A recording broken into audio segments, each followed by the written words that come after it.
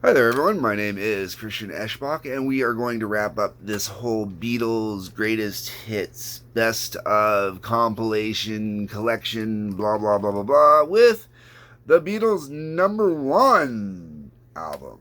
All right. So, this is a collection of tracks that all went to number one in the charts.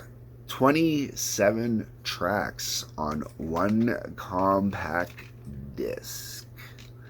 I only own this album because Tracy owned this album. Otherwise, I would not own this album. And I'm going to rapid fire off these 27 tracks. Love Me Do, From Me to You, She Loves You, I Want to Hold Your Hand, Can't Buy Me Love, A Hard Day's Night, I Feel Fine, 8 Days a Week, Ticket to Ride, Help, Yesterday, Day Tripper, We Can Work It Out, Paperback Rider, Yellow Submarine, Eleanor Rigby, Penny Lane, All You Need Is Love, Hello Goodbye, Lady Madonna, Hey Jude, Get Back, The Ballad of John and Yoko, Something, Come Together, Let It Be, and The Long and Winding Road. I've actually covered most of these songs. So we're going to say I have covered everything, I believe, from track 12, which would be Day Tripper, down to track 27. I am not getting into those tracks again. Go watch all my other Beatles reviews. There is nothing in there I have not covered already. I will mention, though, that I was surprised to find out that Eleanor Rigby was a single and that it was a number one. And the reason why I say this is it's actually, I mean, I love the song Yellow Submarine, but it's my favorite song actually off the Yellow Submarine soundtrack. If you go back and watch my review for the Yellow Submarine soundtrack, I have a whole thing where I talk about it. All right. And this is why I'm not going back and covering all this stuff. Okay.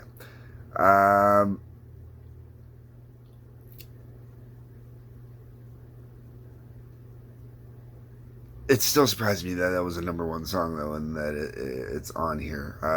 Just because of the type of song that it is, and I would have thought, Eleanor Rigby would have been, like a B-side to maybe the Yellow Submarine or something like that. Just really shocking and surprising, honestly. All right, so here we go. Love Me Do. Very. I don't know if these are. I believe these are supposed to be chronological, based on what I'm looking at here. So theoretically, we're talking about the Beatles' first number one hit. Let me do. Love, love me do. You know I'm gonna puke. Yeah, see, I don't like this early Beatles stuff necessarily. I mean, some of it's not too bad. From Me to You, that's one of those songs that I know, but I don't really know. And once again, it's another kind of hokey, kind of ballady, not ballad, but a hokey love single.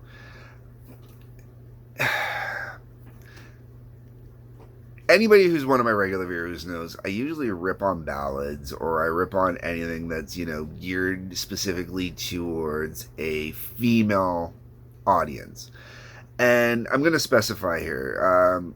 There's a difference between gearing us, like, no guy really wants to hear Love Me Do. I mean, yeah, yes, you do have Beatles fans that do honestly like it that are dudes. Um, and this also goes even with the next track after From Me to You when you get to She Loves You. She loves you, yeah, yeah. Yes, there are guys that like it. I mean, don't get me wrong. It's a fun kind of sort of song. But it is designed specifically to appeal to women to help sell that much extra, which is great from a capitalistic point of view. But it also kind of takes away, like, this is one of the reasons why I really kind of fell out of favor with Bon Jovi after the New Jersey album, is because all he had were ballads, basically, or soft songs, or love songs, or whatever. And love songs are wonderful and everything like that, but when it comes to good, solid rock and roll music, everybody knows the rules are your songs are about two things: drugs, sex, or about three things, sorry. Drugs, sex, rock and roll. Unless you're shock rock, then it's death, sex, and money. There's no room for love. Don't get me wrong. I like a good love song. I think A Whole Lot of Love is a brilliant song from Led Zeppelin. All right. So, anyways, this is one of the reasons why I kind of really look down on the early days of the Beatles. Because then after She Loves You, you got I Wanna Hold Your Hand. I Wanna Hold You. Once again, I'm not ripping on the song. It's not a bad song. It's a good song. But, oh my god, the first 4 songs are all love songs. And it's like, are you kidding? And then that's followed up with Can't Buy Me Love. So you got all these pop love songs. And it's just like, at this point, these are not being written for dudes, okay? These are not. These are being written. It does go back to that sex part. Sex showed up in both of those lists. It does go back to that sex part because, man, they could pull some serious tail after this. Now, it was the 60s, so they weren't pulling some serious tail. Nowhere near the tail they should have been pulling. But they weren't the Rolling Stones. Now, we finally get into a track at track 6 that is not necessarily a love song. A Hard Day's Night. Now, it's not necessarily a love song, but it's a love song. Because, it's been a hard day's night. I've been working like a dog. And when I get home to you, and those things you do that make me feel all right. Come on. Still a love song. I Feel Fine goes back to from me, what I said about From Me to You. It's one of those songs I know, but I don't really know. Which then makes me go, really? That was a number 1 track? Because you would think I would know it better.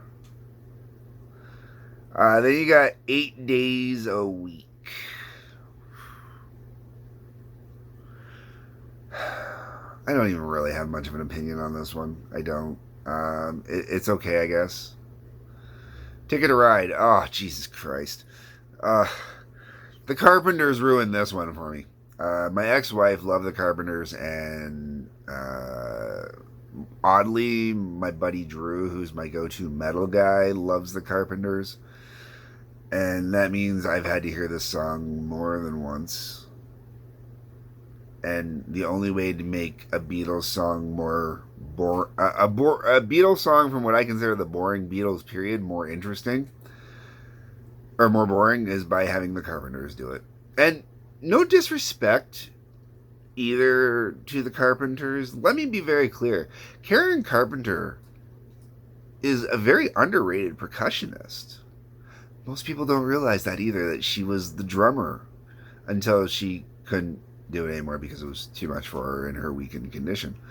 But she was quite the percussionist. She was way better than Ringo. So, you should have, That's right, folks. I just said it. Karen Carpenter. I would rate her as a better drummer than Ringo Starr. Price of entry on this video alone, okay? All right. Then we get up to Help. I like Help. Help's a good tune. I'm not gonna trash talk on Help. Help is really, honestly, a good tune.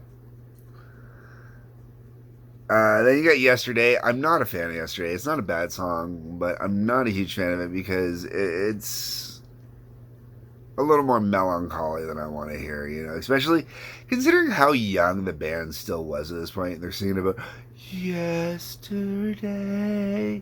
I mean, these guys weren't even in their 30s yet. So, my perspective on that is like, come on, really? Really? Really?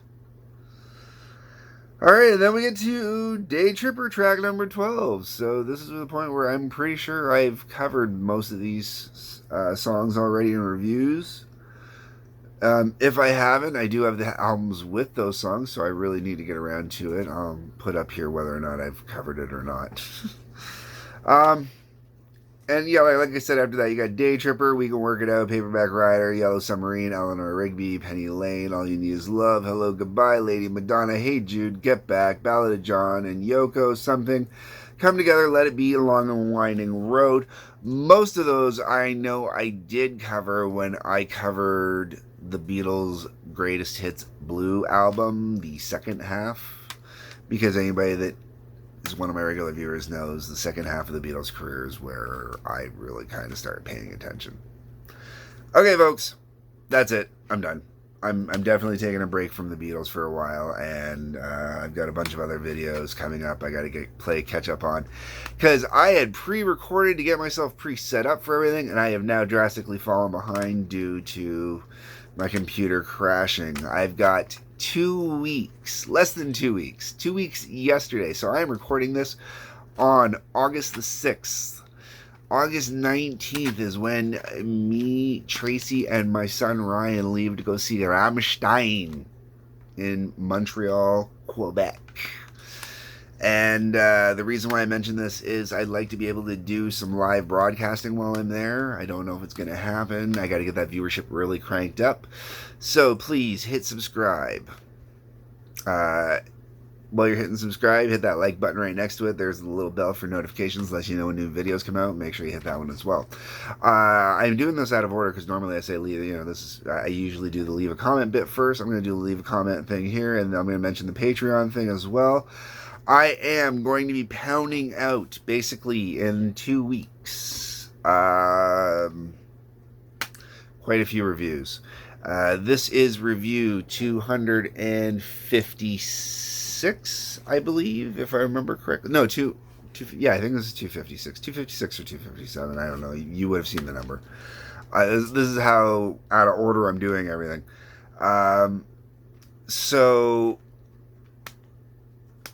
I've got up to 260 that's got to get posted and set up to go up, or all that other fun stuff, because Rammstein starts at 260 or 261 or something. I can't remember. All right, I'm rambling. As I've already mentioned, like, subscribe, share, notifications, Patreon link, comments. Peace, love, take care.